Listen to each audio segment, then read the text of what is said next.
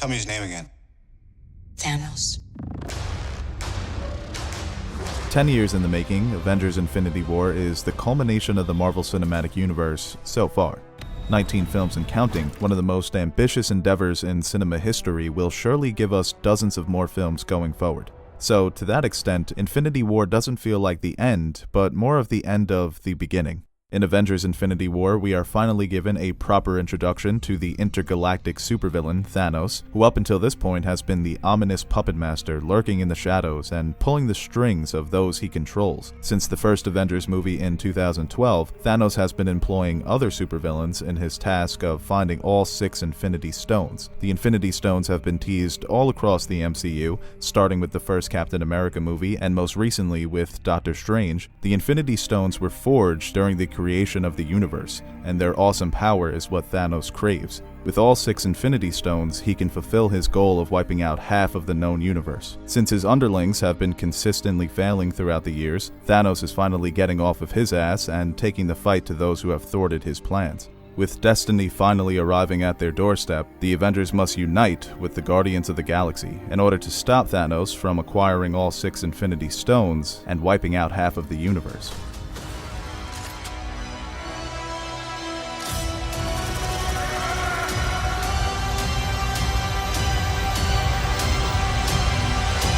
Like every other movie ever released since the invention of the motion picture camera, except maybe Rush Hour 2, which remains perfect, there is good news and bad news concerning Infinity War. And with a movie as hyped and anticipated as this one, too much bad news can breed an unending toxicity in a fan base for months to come, or even years. So we'll start with the good news and pretend the bad news doesn't exist. And the good news ironically is centered on the bad guy in the movie. The overwhelming hype for Infinity War goes hand in hand with the film's main antagonist. After all, it is his quest. Thanos has been teased for over 6 years, whether it be a post-credit scene or an extended cameo. In Infinity War, he has proven to be worth the wait. Fine. I'll do it myself. The action sequences featuring Thanos and his godlike power are at times overwhelming, but never dull. The Russo brothers have proven to be some of the best action directors really of all time. To me, Civil War and Winter Soldier stand above the other MCU films in terms of combat and action set pieces, and Infinity War is no exception. Thanos' power is immense, we knew that coming in, so we expected to see something epic. But the most interesting thing about Thanos' character is his vulnerability. Voiced by veteran actor Josh Brolin, Thanos' way of speaking is more in line with a prophet than an ordinary supervillain. When face to face with his adversaries, he calmly rationalizes his goal of extending his reach over the cosmos by any means necessary. He doesn't wish to rule the cosmos, but to cleanse them. And at times, Thanos is a very sympathetic character. There is a method to the madness, or a reason for his actions. He isn't just a nihilist on a mission for the sole purpose of appeasing the personification of death, which I always found a little silly. He is obviously a megalomaniac narcissist, but he is not beyond human emotion. And I know I'm about to say something sacrilegious in the nerd community, but there are moments where Thanos reminded me of, I'm gonna say it, Heath Ledger's Joker, specifically the hospital scene. It's the moment where I agreed with the Joker's words and philosophy, but not his actions. Depending on who's listening, Thanos either sounds like a madman hell-bent on galactic genocide, or a man burdened with great knowledge and purpose, and he justifies his actions with his own personal demons. And although at times Thanos can be a very sympathetic character, he is still very intimidating. Both physically and mentally, he towers over this movie. He is an absolute force of nature, and I was very impressed with the design of the character as well. The CGI looks great, and like mentioned before, Josh Brolin does a great job of bringing Thanos to life with his voiceover work and motion capture performance. Overall, everything about this villain to me works, and that's the most important part of this movie's success. I was also impressed by Thanos' Black Order. It's funny because members of his Black Order could be considered better villains than some of the main villains that have been featured in other Marvel films, specifically Ebony Maw, who was played by Irish actor Tom Vaughan Lawler. Besides Thanos, he was the most formidable member of Thanos' team, and he's also the butt of one of the funniest jokes.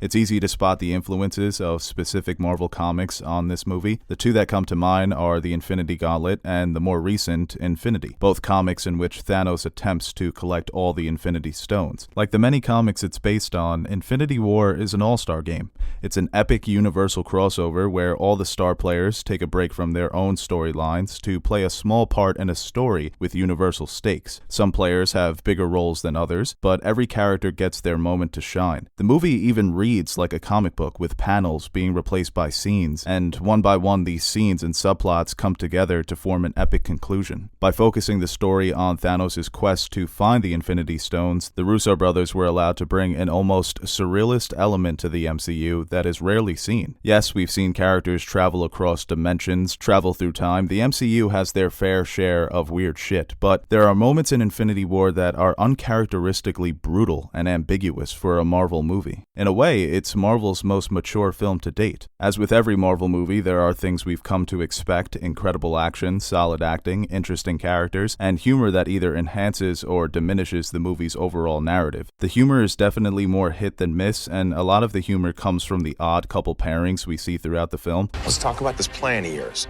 I think it's good, except it sucks. So let me do the plan, and that way it might be really good. Wow.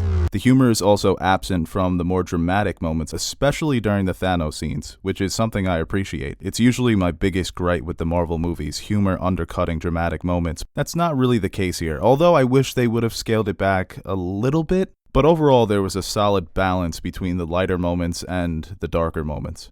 It's safe to say that Thanos was my favorite part of Infinity War. He might be my favorite MCU character of all time. But I did enjoy the arcs of several other main characters. Really, the whole cast was great, but there were a few standouts. Chris Hemsworth as Thor continued his transformation into one of the most likable Avengers. Thor was always kind of pushed to the side in the previous two Avengers films. In Infinity War, he is as integral to the story as Thanos, and he proves to be Thanos' biggest adversary. Also, Chris Hemsworth has perfect comedic timing, so he fit right in with the Guardians of the Galaxy. The relationship between Tony Stark and Doctor Strange was contentious, as expected. Watching these two giant egos and great actors go head-to-head was delightful, and poor Spider-Man was caught in the middle of it. Doctor Strange was definitely the standout out of this group. His natural ability for the mystic arts has evolved into a full-fledged mastery of it. His powers are on full display, and I'm interested to see the implications of his many decisions during the fight against Thanos, decisions that were very polarizing among the Avengers. And there was an unexpected focus on the relationship between Scarlet Witch and Vision that I really enjoyed. Now for the bad news, and I'm assuming this is going to be a problem that most people had with the movie.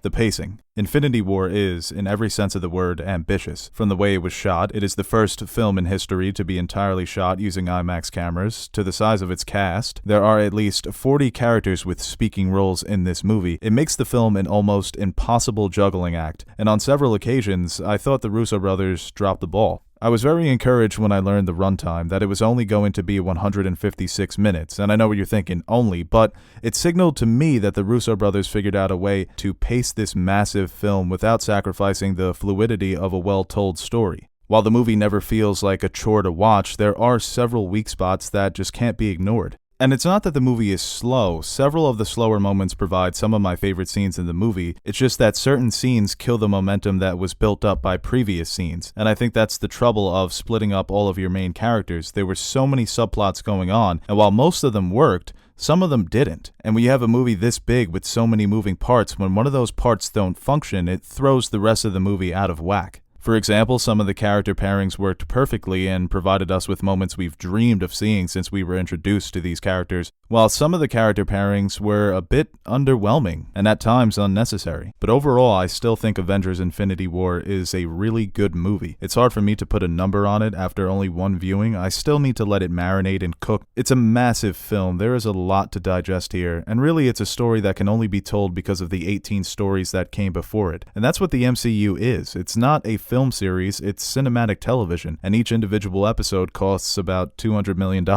Infinity War is the grand finale of the first official season of the Marvel Cinematic Universe, and what a first outing it was. I cannot wait for the Season 2 premiere next May. Avengers, Infinity Gauntlet, Secret Invasion, Skrull Kree War, Justice League crossover. Hopefully.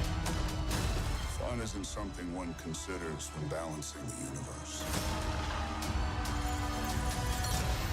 This does put a smile on my face. But what did you guys think? Did Avengers Infinity War live up to your expectations? Let me know in the comment section below. And make sure you like this video, share it, and subscribe to our channel for more Nerd Soup content. And also remember, you can catch our full spoiler discussion video for Avengers Infinity War on Sunday morning, so be on the lookout for that. Thank you for watching. Now it's time to go see it again. I've got tickets for the next 4 days.